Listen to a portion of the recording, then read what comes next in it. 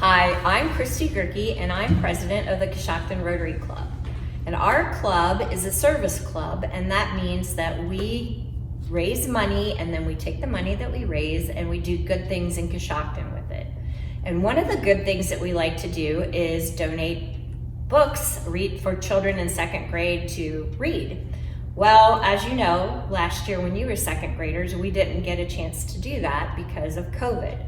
So as a third grader, all of you are going to be receiving a book, and this book is called The One and Only Ivan. And I'm going to read you just a little bit of this book today.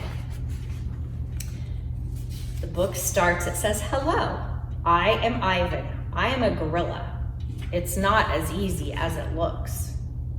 People call me the freeway gorilla, the ape at exit 8, the one and only Ivan, mighty silverback. The names are mine, but they're not me. I am Ivan, just Ivan, only Ivan. Humans waste words. They toss them like banana peels and leave them to rot. Everyone knows the peels are the best. I suppose you think gorillas can't understand you. Of course you probably think we can't walk upright. Try knuckle walking for an hour. You tell me which way is more fun. I've learned to understand human words over the years. But understanding human speech is not the same as understanding humans. Humans speak too much. They chatter like chimps, crowding the world with their noise even when they have nothing to say. It took me some time to recognize all those human sounds, to weave the words into things. But I was patient. Patience is a useful way to be when you're an ape. Gorillas are as patient as stones. Humans, not so much. I used to be a wild gorilla, and I still look the part. I have a gorilla's shy gaze, a gorilla's shy smile. I wear a snowy saddle of fur, the uniform of a silverback. When the sun warms my back, I cast a gorilla's majestic shadow. In my size, humans see a test of themselves. They hear fighting words on the wind, when all I'm thinking is how the late day sun reminds me of a ripe nectarine. I'm mightier than any human, 400 pounds of pure power. My body looks made for battle. My arms outstretched, span taller than the tallest human. My family tree spreads wide as well. I am a great ape, and you are a great ape, and so are chimpanzees and orangutans and bonobos, all of us distant and distrustful cousins. I know this is troubling. I too find it hard to believe there is a connection across time and space, linking me to a race of ill-mannered clowns. Chimps. There's no excuse for them. I live in a human habitat called the Exit 8 Big Top Mall and Video Arcade. We are conveniently located off I-95 with shows at 2, 4, and 7, 365 days a year. Max says that when he answers the trilling telephone. Mac works here at the mall. He is the boss. I work here too. I am the gorilla. At the Big Top Mall, a creaky carousel spins around all day, and monkeys and parrots live among the merchants. In the middle of the mall is a ring with benches where humans can sit on their rumps while they eat soft pretzels. The floor is covered with sawdust made of dead trees. My domain is at one end of the ring. I live here because I am too much gorilla and not enough human. Stella's domain is next to mine. Stella is an elephant. She and Bob, who is a dog, are my dearest friends. At present, I do not have any gorilla friends. My domain is made of thick glass and rusty metal and rough cement. Stella's domain is made of metal bars. The sun bear's domain is wood. The parrot's is wire mesh. 3 of my walls are glass. One of them is cracked, and a small piece about the size of my hand is missing from its bottom corner. I made the hole with a baseball bat Mac gave me for my 6th birthday. After that, he took the bat away, but he let me keep the baseball that came with it. A jungle scene is painted on one of my domain walls. It has a waterfall without water and flowers without scent and trees without roots. I didn't paint it, but I enjoy the way the shapes flow across my wall, even if it isn't much of a jungle. I am lucky my domain has 3 windowed walls. I can see the whole mall and a bit of the world beyond. The frantic pinball machines, the pink billows of cotton candy, the vast and treeless parking lot. Beyond the lot is a freeway where cars stampede without end. A giant sign at its edge beckons them to stop and rest like gazelles at a watering hole. The sign is faded, the color's bleeding, but I know what it says. Mac read its words aloud one day. Come to the Exit 8 Big Top Mall and Video Arcade, home of the one and only Ivan, mighty silverback. Sadly, I cannot read.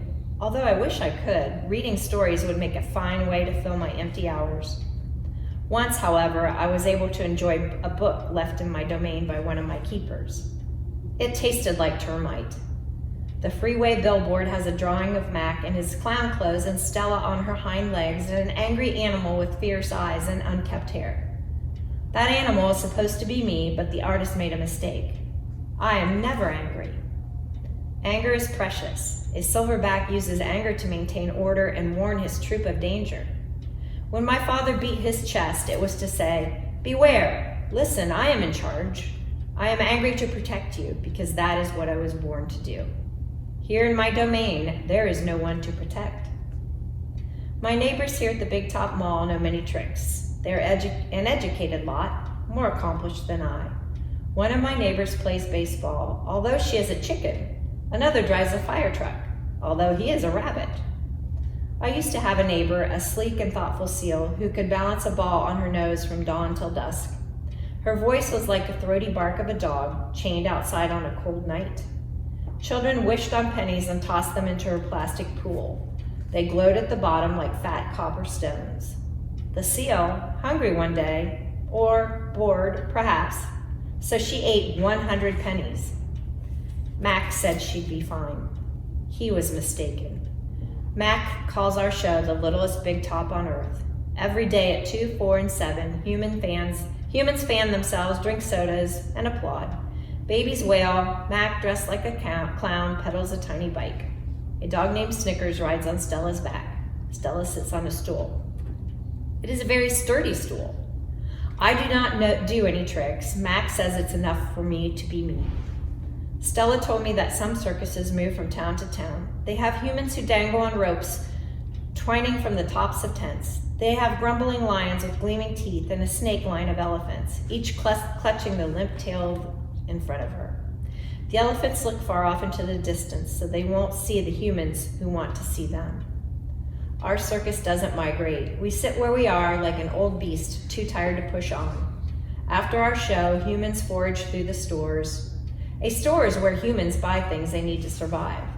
At the Big Top Mall, some stores sell new things, like balloons and t-shirts and caps to cover the gleaming heads of humans. Some stores sell old things that smell dusty and damp and forgotten. All day I watch humans scurry from store to store. They pass their green paper, dry as old leaves and smelling of 1,000 hands, back and forth and back again. They hunt frantically, stalking, pushing, grumbling. Then they leave, clutching bags filled with things. Bright things, soft things, big things. But no matter how full the bags are, they always come back for more. Humans are clever indeed. They spin pink clouds you can eat. They build domains with flat waterfalls. But they are lousy hunters. Some animals live privately, unwatched, but that is not my life. My life is flashing lights and pointing fingers and uninvited visitors. Inches away, humans flatten their little hands against the wall of glass that separates us. The glass says you are this and we are that, and that is how it will always be. Humans leave their fingerprints behind, sticky with candy, slick with sweat. Each night, a weary man comes to wipe them away. Sometimes I press my nose against the glass. My nose print, like your fingerprint, is the first and last and only one. The man wipes the glass and I am gone.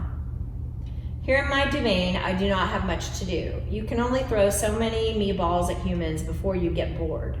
A meatball is mold by rolling up dung until it's the size of a small apple, then letting it dry. I always keep a few on hand. For some reason, my visitors never seem to carry any. In my domain, I have a tire swing, a baseball, a tiny plastic pool filled with dirty water, and even an old TV. I have a stuffed toy gorilla too.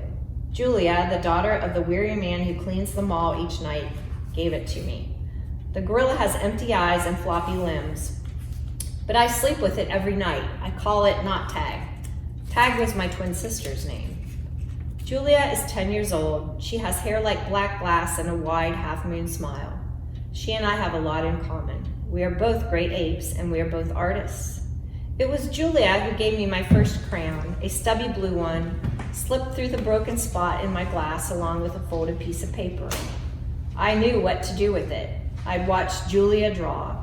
When I dragged the crayon across the paper, it left a trail in its wake like a slithering blue snake. Julia's drawings are wild with color and movement. She draws things that aren't real, clouds that smile, and cars that swim. She draws until her crayons break and her paper rips. Her pictures are like pieces of a dream. I can't draw dreamy pictures. I never remember my dreams, although I sometimes awaken with my fists clenched and my heart hammering. My drawings seem pale and timid next to Julia's. She draws the ideas in her head. I draw the things in my cage. Simple things, simple items that fill my days. An apple core, a banana peel, a candy wrapper. I often eat my subjects before I draw them.